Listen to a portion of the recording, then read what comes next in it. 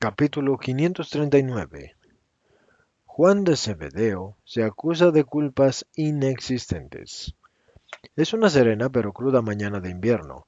La escarcha ha blanqueado con sus cristales arenosos el suelo y las hierbas, y de alguna ramita seca que yace en el suelo ha hecho una preciosa joya alforjada de perlitas. Juan sale de su gruta y está muy pálido, con su túnica de color avellana oscuro, y debe tener también mucho frío o estar enfermo. No lo sé. Sí que tiene una palidez casi lívida y que su paso es vacilante, como una persona que no se siente bien. Va hacia el arroyo y titubea respecto a hundir en él o no hundir sus manos. Se decide y formando el cuenco de las dos manos bebe un sorbo de esa agua cristalina, pero que ciertamente también es muy fría. Sacude las manos y termina de secárselas con el extremo de la túnica, y luego permanece un momento inseguro. Mira hacia las ruinas donde está Jesús y mira hacia las suyas, y a estas regresa lentamente. Pero en llegando a la abertura por donde se entra, siente como un bajido y se tambalea. ¿Y si hubiera caído? Si no se hubiese agarrado a la pared que está semiderruida y permanece un momento con la cabeza sobre el brazo doblado, agarrándose a la pared, y luego alza la cabeza y mira a su alrededor, pero ya no entra en su cuchitril, rozando la pared y sujetándose en los salientes y angulosos de las piedras que son ya carentes de reboque, da los pocos pasos que los separan del establo donde está Jesús, y habiendo llegado casi a la entrada, se le arroja de rodillas y gime, Jesús mi Señor, ten piedad de mí. Jesús pronto aparece. Juan, ¿qué haces? ¿Qué te pasa? Oh, mi señor, tengo hambre. Hace casi 2 días que no como nada. Tengo hambre y frío.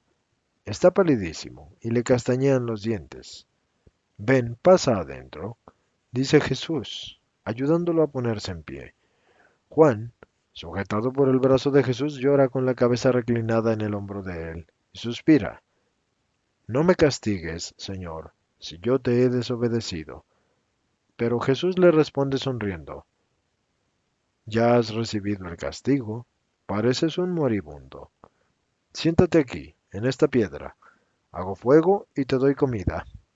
Entonces Jesús enciende con la yesca unas ramillas y hace un buen fuego en el rústico hogar que hay cerca en la puerta. Hay olor de ramas quemadas y viveza de las llamas que se esparcen por la mísera gruta, y Jesús, pinchados en un palito 2 pedazos de pan, los presenta a la llama, y cuando los siente calientes los cubre con el corazón graso de los quesos dejados por los pastores. Este queso se ablanda y se derrite en el pan, que ahora Jesús lo mantiene suspendido sobre la llama, como si fuera un plato. Come ahora y no llores, dice sonriendo aún y pasando el pan a Juan, que llora en silencio como un niño extenuado, y que no deja de verter lágrimas ni siquiera mientras come ese alimento reconfortante. Jesús va hacia el pesebre y vuelve con unas manzanas, y las coloca entre las cenizas que se han calentado bajo el calor de la leña, que arde sostenida por 2 piedras que hacen de morillos. ¿Va mejor ahora? Pregunta, mientras que se sienta al lado de su apóstol, que expresa que sí con la cabeza, pero llorando aún. Y Jesús le pasa un brazo por los hombros y lo acerca hacia sí, y esto es cosa que aumenta el llanto de Juan, que está todavía demasiado agotado, y está también demasiado turbado por el miedo, quizás a una reprensión o por la emoción de verse acogido así. Es demasiado como para saber hacer otra cosa que no sea llorar. Y Jesús lo tiene arrimado así, sin hablar, mientras que Juan come y luego dice, por ahora basta, las manzanas podrás comerlas más tarde. Quisiera darte un poco de vino, pero no lo tengo. He encontrado anteayer al alba haces de leña y comida fuera del establo, pero no había vino y por eso no te lo puedo dar. Si fuera más tarde podría pedir leche a unos pastores que he visto que pasían el rebaño en la otra parte del arroyo, pero mientras no se disuelva la escarcha no salen los hatos. Estoy ya mejor, Señor, no te aflijas por mí. ¿Y entonces tu aflicción por qué es?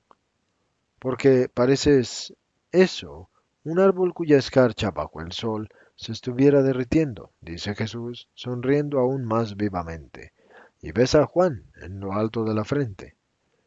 es porque estoy lleno de remordimiento, Señor. Y si... Suéltame, tengo que hablarte de rodillas y pedirte perdón. Pobre Juan, verdaderamente este esfuerzo es superior a tu capacidad. Te ha debilitado también el intelecto. ¿Y tú crees que yo necesito tus palabras para juzgarte y absolverte? Sí, sí, yo sé que sabes todo, pero no tendré paz hasta que yo no te haya dicho mi pecado, es más, mis pecados. Suéltame y déjame acusarme de mis culpas. Bueno, habla, si eso va a darte la paz.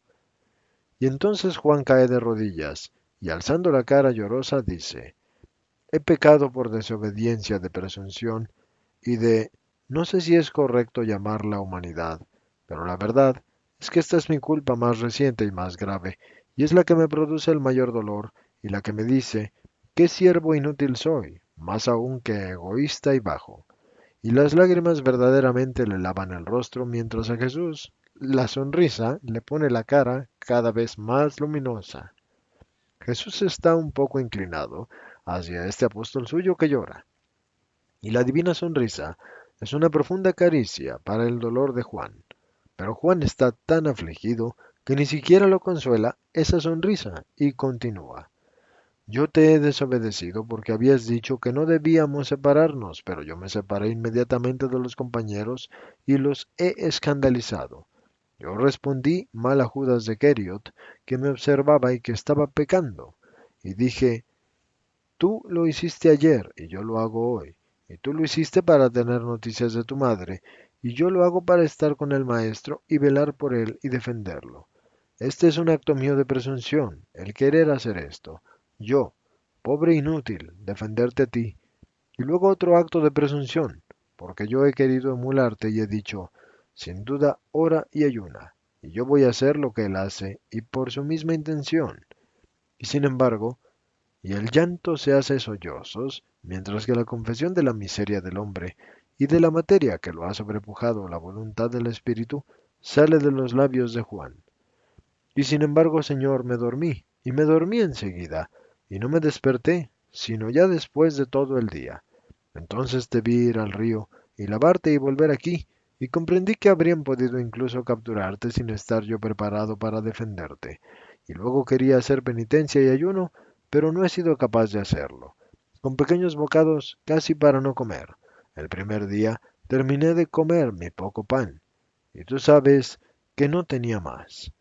Y aún no me sentía saciado, habiendo terminado todo, y al día siguiente he tenido todavía más hambre, y esta noche, oh, ayer por la noche he dormido poco, por el hambre y el frío, y esta noche no he dormido nada, y esta mañana ya no he sabido resistir, y he venido porque he tenido miedo de morir de inanición.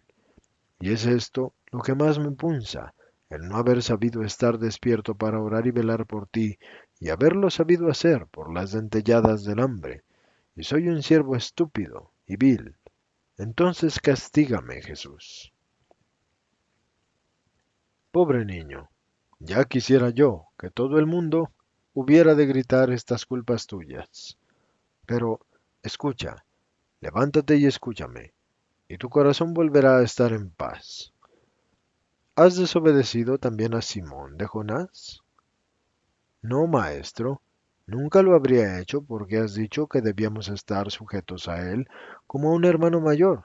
Pero él, cuando le dije que mi corazón no estaba tranquilo viéndote marcharte solo, respondió, tienes razón, pero yo no puedo ir porque tengo la obediencia de guiarlos a todos ustedes, así que ve tú y que Dios te acompañe. Y los otros alzaron la voz, y Judas más que nadie, y recordaron la obediencia, incluso censuraron a Simón Pedro. ¿Censuraron? Sé sincero, Juan. Es verdad, maestro. Fue Judas el que censuró a Simón y me trató mal a mí, y los otros solamente dijeron, el maestro ha ordenado que permanezcamos juntos. Y me lo decían a mí, no a nuestro jefe. Pero Simón respondió, Dios ve la finalidad del acto y perdonará. Y el maestro también perdonará, porque esto es amor. Entonces me bendijo y me besó y me mandó tras de ti, como aquel día que fuiste con Cusá al otro lado del lago. Entonces, yo de esta culpa no debo absolverte. ¿Por qué? ¿Es demasiado grave? No, porque la culpa no existe. Vuelve aquí, Juan, al lado de tu maestro, y escucha esta lección. Hay que saber aplicar las órdenes con justicia y discernimiento, sabiendo comprender el espíritu de la orden, no solamente las letras que componen la orden. Yo dije que no se separaran, tú te has separado, y por tanto sí tendrías pecado. Pero antes había dicho, estén unidos física y espiritualmente y sujetos a Pedro. Con esas palabras lo elegí a él como mi legítimo representante entre ustedes, y con la facultad plena de juzgar y de mandar en la relación de ustedes. Por tanto, todo lo que Pedro ha hecho o que hará en mi ausencia, bien hecho estará, porque habiéndolo investido yo del poder de guiarlos, el Espíritu del Señor que está en mí, estará también con él, y lo guiará cuando dé esas órdenes que las circunstancias imponen y que la sabiduría para el bien de todos sugerirá al apóstol que es cabeza de todos.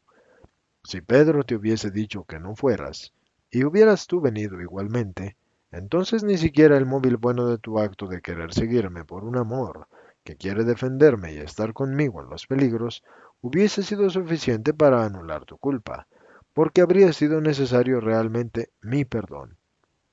Pero Pedro, que es tu cabeza, te dijo, ve, y la obediencia a él te justifica completamente. ¿Estás convencido de esto? Sí, maestro. ¿Debo absolverte de la culpa de la presunción? Dime, sin pensar en si yo veo tu corazón, ¿has confiado presuntuosamente y con soberbia en quererme imitar para poder decir con mi voluntad, yo he abolido las necesidades de la carne porque yo puedo aquello que quiero? Reflexiona bien. Y Juan reflexiona y luego dice, no, Señor, examinándome bien, no, no lo he hecho por eso. Yo esperaba poderlo hacer porque he comprendido que la penitencia es el sufrimiento de la carne, pero es la luz del espíritu. He comprendido que es un medio para fortalecer nuestra debilidad y obtener mucho de Dios. Y tú lo haces por esto. Yo por eso quería hacerlo. Y creo no equivocarme diciendo que si lo haces tú, que eres fuerte, y tú, que eres poderoso, y tú, que eres santo, yo, nosotros, deberíamos hacerlo siempre, si siempre fuera posible hacerlo, para ser menos débiles y menos materiales. Pero yo no he podido hacerlo porque yo siempre tengo hambre y mucho sueño, y el llanto empieza de nuevo a gotear, lento y humilde. Es una verdadera confesión de la limitación de las capacidades humanas. ¿Y crees que incluso esa pequeña miseria de la carne ha sido inútil? ¿O cómo la recordarás en el futuro cuando seas tentado a ser severo y exigente con tus discípulos y fieles? Se va a asomar a tu mente diciéndote, acuérdate de que tú también cediste al cansancio, al hambre, y no pretendas que los otros sean más fuertes que tú. Sé padre de tus fieles, como tu maestro fue un padre para ti aquella mañana. Tú muy bien habrías podido velar y no sentir luego esta fuerte hambre, pero el Señor ha permitido que te vieras obligado por estas necesidades de la carne para hacerte humilde, cada vez más humilde y cada vez más compasivo. En relación a tus semejantes, muchos no saben distinguir entre la tentación y la culpa consumada. La primera es una prueba que da mérito y que no quita la gracia. La segunda es caída que quita el mérito y la gracia. Otros no saben distinguir entre hechos naturales y culpas y se crean escrúpulos de haber pecado. Mientras que, y este es tu caso, no han hecho más que obedecer a leyes naturales buenas. Y diciendo buenas, distingo las leyes naturales de los instintos sin freno. Porque no todo lo que ahora es se llama ley natural. Realmente lo es, y es buena. Y buenas eran todas las leyes ligadas a la naturaleza humana y que Dios había dado a Adán y a Eva. La necesidad del alimento, del descanso, de la bebida, y después, con el pecado, han entrado en escena y se han mezclado con las leyes naturales contaminando con la intemperancia aquello que era bueno. Se mezclaron, pues, los instintos animales, los desarreglos de todo tipo de sensualidad, y Satanás, tentando, ha mantenido vivo el fuego y el fomes de los vicios. Así que puedes ver que si no es pecado ceder a la necesidad del descanso y del alimento, sí lo son la crápula, la embriaguez, el ocio prolongado. Tampoco es pecado la necesidad de cohabitar y de procrear. Es más, Dios mandó hacerlo para poblar la tierra de hombres. Pero ya no es bueno ese acto, solo para la satisfacción de la carne. ¿Estás convencido también de esto? Según doctrina de la Iglesia, los casados, habiendo sido generosos en hijos, pueden usar el sexo sin tener hijos, siempre que usen medios no conceptivos naturales, y nunca medios anticonceptivos artificiales, como la píldora y etcétera. Y no entran en este caso los no casados, que libremente practican el sexo. Estos cometen un pecado mortal. Ahora, detengo aquí un momento la lectura para que entiendan que desde que el libro dice según doctrina de la Iglesia, esto es una nota aclaratoria puesta en el libro. Ahora, deben saber también que esto debe ser interpretado a las circunstancias de vida de cada persona. ¿De acuerdo? Porque depende mucho de los motivos, las razones y las causas por las cuales se utilizan los métodos anticonceptivos.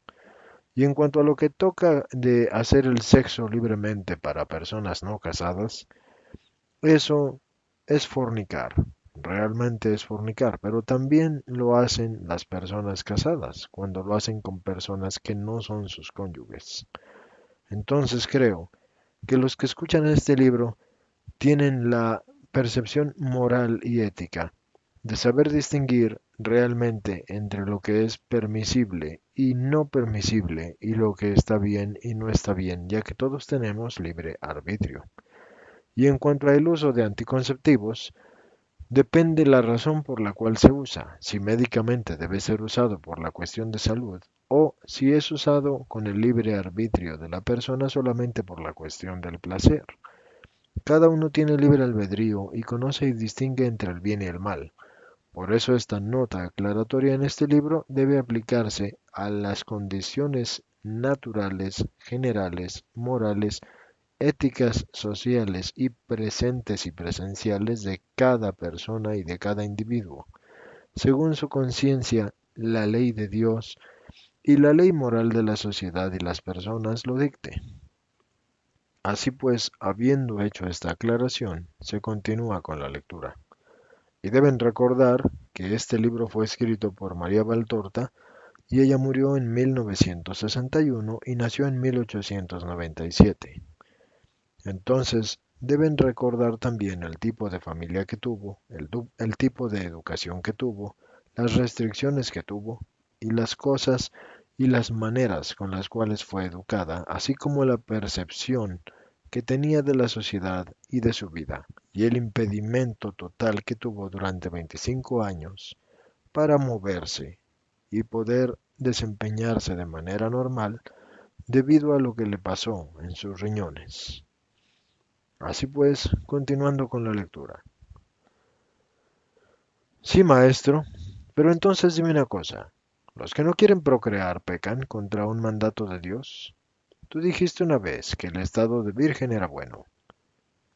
Es el más perfecto, como también lo es el estado de quien, no satisfecho con hacer un buen uso de las riquezas, se despoja completamente de ellas.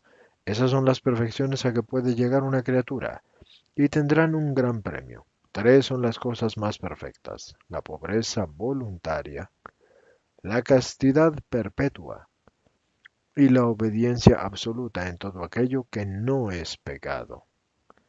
Estas tres cosas hacen al hombre semejante a los ángeles, y una es perfectísima: dar la propia vida por el amor a Dios y a los hermanos.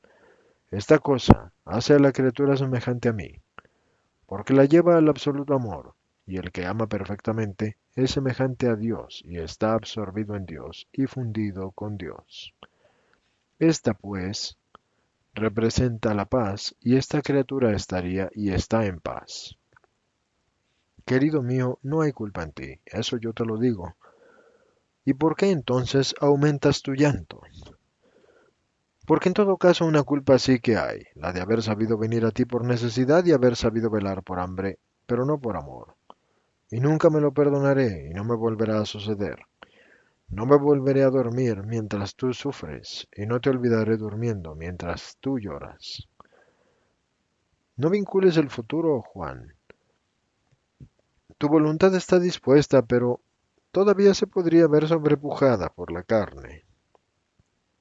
Sentirás una profunda e inútil postración si te acordaras de esta promesa hecha a ti mismo y no mantenida, después de todo, por la fragilidad de la carne. Mira, te digo que lo que debes decir para estar en paz, te suceda lo que te suceda, di conmigo, yo con la ayuda de Dios me propongo, en todo lo que me sea posible, no volver a ceder ante los lastres de la carne. Y tente firme en esta voluntad. Si luego un día, aún no queriéndolo, la carne cansada y afligida vence tu voluntad, entonces como hoy dirás, yo reconozco que soy un pobre hombre como todos mis hermanos, y que esto me sirva para tener truncado mi orgullo. Oh, Juan, Juan, no es tu sueño inocente lo que puede causarme el dolor. Ten, estas te reanimarán del todo. Vamos a compartirlas bendiciendo a quien me las ha ofrecido, y toma las manzanas que están ya asadas y quemando, y da tres a Juan, y se tiene para sí otras tres. ¿Quién te las ha dado, Señor? ¿Quién ha venido a verte? ¿Quién sabía que estabas aquí? Yo no he oído ni voces ni pasos y además, después de la primera noche he estado en vela. Yo salí con la primera luz del día y había unos haces de leña delante de la entrada y encima había pan, quesos y manzanas, pero no había nadie. Pero solo algunos han podido sentir el deseo de repetir un peregrinaje y un gesto de amor, dice lentamente Jesús. Es verdad, los pastores lo habían dicho, iremos a la tierra de David y son días de recuerdos. Pero, ¿por qué no se han quedado? ¿Por qué? Han adorado y han sido compasivos. Te han adorado a ti y han sido compasivos conmigo. Son mejores que nosotros, esos hombres. Sí, han conservado buena y cada vez mejor su voluntad. Para ellos no ha sido un daño el don que Dios les ha dado. Jesús ya no sonríe, piensa y se entristece. Y luego reacciona. Mira a Juan que lo mira y dice, bien, ¿nos vamos? ¿Ya no te sientes agotado? No, maestro. No voy a tener mucha resistencia, creo, pero tengo los miembros doloridos. Pero creo que puedo andar. Pues entonces vamos. Ve por tu bolsa mientras que yo recojo las obras en la mía. Y vámonos, tomaremos el camino que va hacia el Jordán para evitar Jerusalén. Y cuando Juan vuelve, se ponen en marcha y recorren el mismo camino por el que han ido allí, y se van alejando por la campiña, que se calienta con el suave sol de diciembre.